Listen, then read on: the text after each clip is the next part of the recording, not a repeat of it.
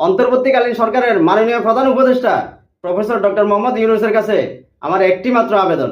আমি জানি না আমার এই ছোট্ট আবেদনটুকু আপনার পর্যন্ত পৌঁছবে কিনা, তবে আমার আবেদনটুকু হলো স্যার, দেশের এই সংকটময় সময়ে এই ক্রান্তি লগ্নে আপনাকে এই দেশের জনগণের বড় প্রয়োজন।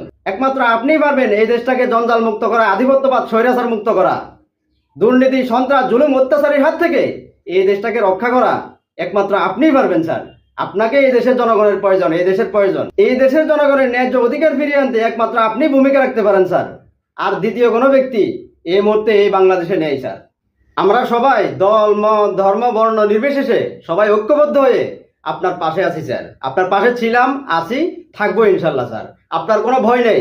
আপনি কোনো ষড়যন্ত্র, কোনো চক্রান্তে আপনি বিব্রত হবেন না স্যার। আপনি কোনো চক্রান্তে, কোনো ষড়যন্ত্রে বিভ্রান্ত হবেন না স্যার, কোনো ভয় পাবেন না স্যার। আমরা সবাই ঐক্যবদ্ধভাবে আপনার পাশে আছি, থাকবো ইনশাল্লাহ।